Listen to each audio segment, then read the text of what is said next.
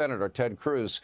So you were caught up in this, too. When did you find out? And when did you find out your phone company didn't give up the records? Well, I found out the end of last week. And actually, Sean, you and I had dinner together just over a week ago. And we were talking about the fact that Jack Smith and the Biden Department of Justice had subpoenaed 8 Republican senators and had gotten their phone records, had gotten their detailed phone records. And I joked at dinner with you, Sean. I said, I'm a little offended they left me out. What do I got to do to be a target of them coming after me? Well, it turns out. So they issued a subpoena.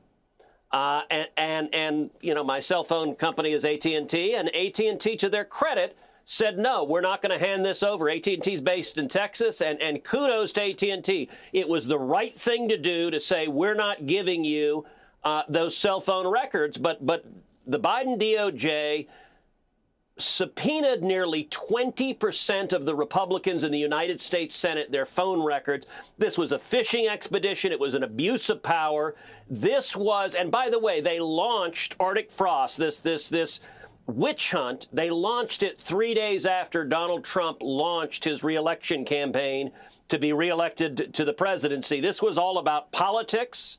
And Arctic Frost is, I think, the Biden Department of Justice's Watergate. It is pure weaponization going after their political opponents.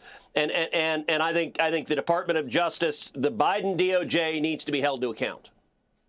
All right. What is your take on the meltdown of the left on the White House renovations? Not a taxpayer dime being spent.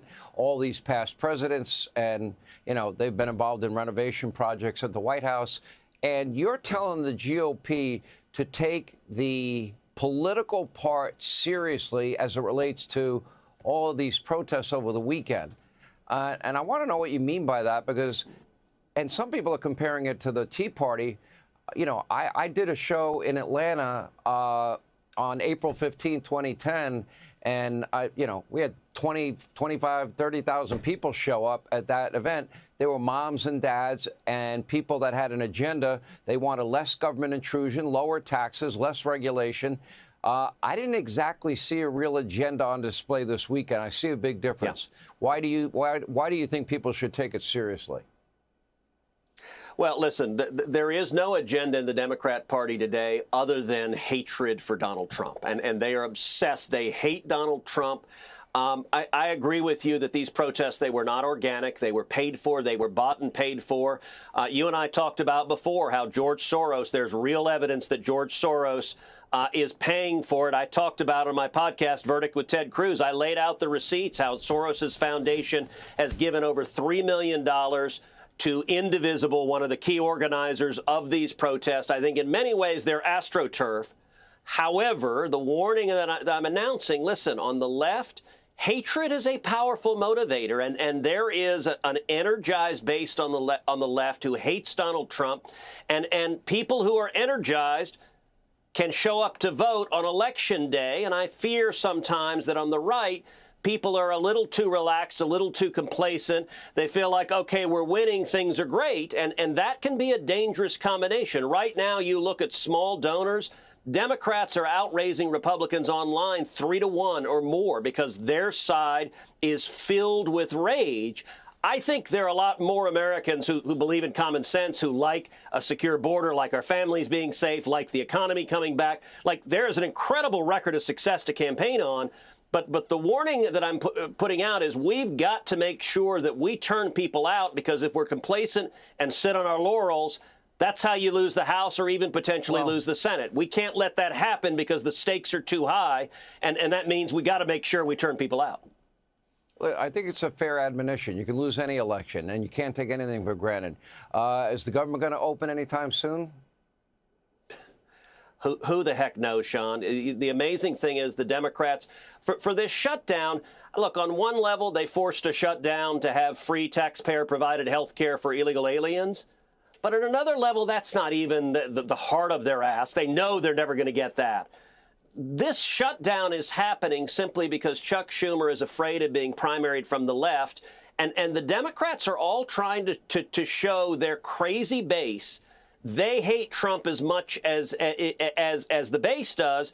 And look, Schumer's afraid AOC is going to primary him, but it's not just Schumer. Just about every Democrat. We voted 11 times to reopen the government, and the Democrats are all voting to keep the government closed, and not just the crazy left. You look at John Ossoff, who's running for re-election in Georgia. He's the most vulnerable Democrat on the ballot next year. He's voted 11 times to keep the government shut down because I guess Ossoff's calculus is he only cares about the crazy radicals on the left. And all across the country, the federal workers who are going to work and not getting paid, he doesn't care about them. The American citizens who are not getting the government, that the national parks and the Smithsonian and the museums. And look, on Friday, Sean, I went to Hobby Airport in Houston. I did a press conference. I pointed out 50,000 TSA agents are going to work right now and not being paid. 14,000 air traffic controllers are going to work and not being paid. And we're seeing delays. We're seeing stoppages. And the Democrats do not care. And the American people are paying the price. Senator Cruz, appreciate you being with us. Let's bring in retired four-star General Jack Keane, Fox News senior strategic analyst, former vice chief of staff of the Army and chairman of the Institute for the Study of War. General, it's great to see you as always. You heard the vice president there, J.D. Vance. He's very confident. Do you share that optimism? Yeah, well, certainly this is very challenging. There's no doubt about that. First of all, ceasefires are normally very fragile, and the first 30 days is where most of the problems occur, and we've seen that. Hamas killed their fellow Palestinians. A lot of that was assassinations. Some of it, they felt there were rivalry there, but nonetheless, they're out there killing Palestinians, violation of the ceasefire. And they also engaged in contact with the IDF and killed 2 IDF soldiers. Obviously, the IDF responded to something like that. So we've seen the ceasefire violated. I think the main reason why they're actually there, the Trump team, is because there's a recognition how challenging Phase 2 is, Trace. Yeah. I mean, first of all, the Palestinian Committee that they want to set up, which would be the governing body, there's leak out that Hamas has influenced the membership on that team, and they sort of have friends already in that governing body. Don't know if that's a fact yet. It remains to be seen. But it's not, none of that would surprise us, that's for sure. Secondly, the International Stabilization Force, this is a challenge in of itself. Bringing that force together, what is its mission going to be? There are some elements of the force already assisting in trying to find the deceased hostages, but Hamas has stated, Trace, they're not going to disarm, which means they're not going to give up control. Is the International Stabilization Force, are they going to attempt to disarm them? Do they have the will and the resolve to do something like that? So our audience understands most peace enforcement forces do not succeed when one of the parties is not cooperating. And that has been historic reality. And that may be the case. So our leaders understand how challenging this is, and they want to get very much involved in overseeing it. And that kind of leadership is exactly what is needed. Yeah, and the New York Times, picking up on your exact point, said the following here: nations are hesitant to send troops to Gaza, fearing clashes with Hamas. It goes on, representatives from several countries seen as likely participants have said privately they will not commit troops until there is more clarity about what the force will be expected to do once it arrives in Gaza. It goes on, but that's the whole idea. What are they going to do, and are they themselves going to be involved in any kind of ground combat?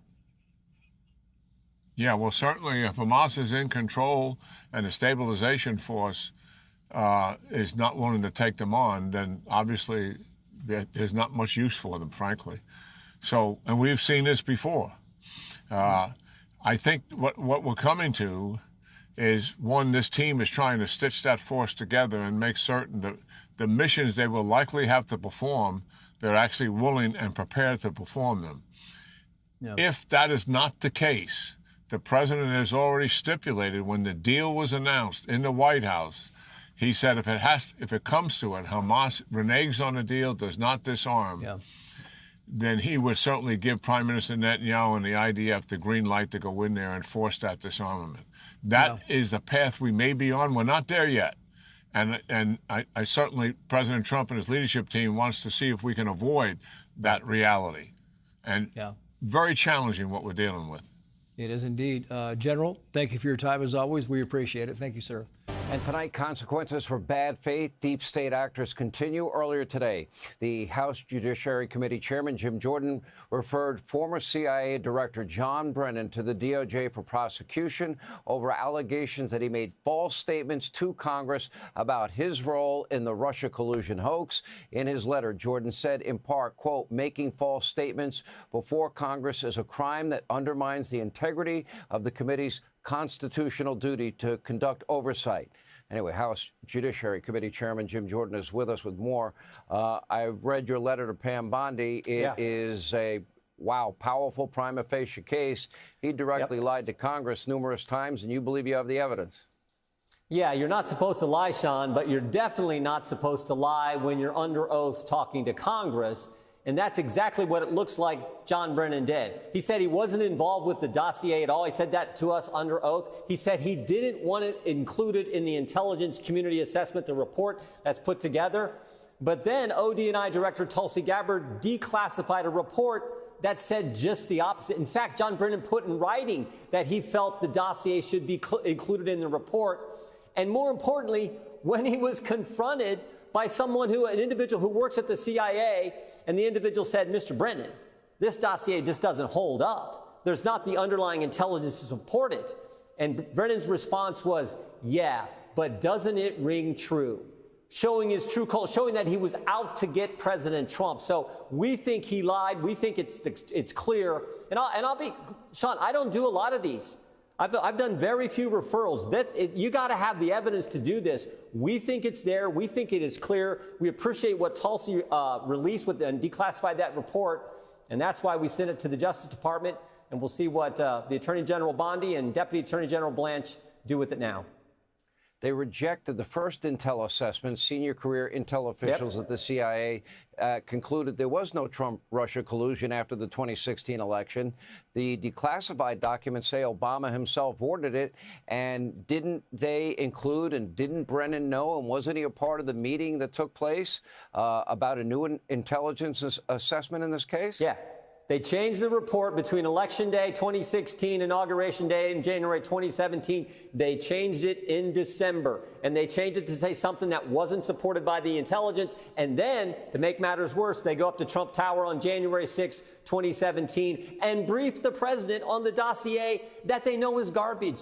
That someone in the CIA who's familiar with the underlying intelligence told Director Brennan, you shouldn't use this. It doesn't hold up. But his response again was, doesn't it ring true? We're going to go up, set up President Trump, and create the predicate for Mueller and all the other garbage they did in his first term. And I always point out, this is when it all began. And remember, Sean, with John Brennan, there's a pattern. We include this in our letter.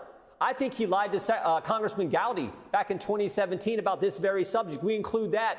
And the irony, of course, is he lied under oath to us when we were questioning him about a different issue. The 51 former intel officials who signed that garbage letter saying the Hunter Biden laptop was a Russian information operation, which was pure garbage. So there's a pattern with Mr. Brennan. We illustrate that. But the clear evidence where he violated 18 U.S.C. 1001, we believe, is when he made those statements, and then Director Gabbard, God bless her, released the declassified report that said something entirely different. All right, Jim Jordan, we'll follow this closely. Thank you.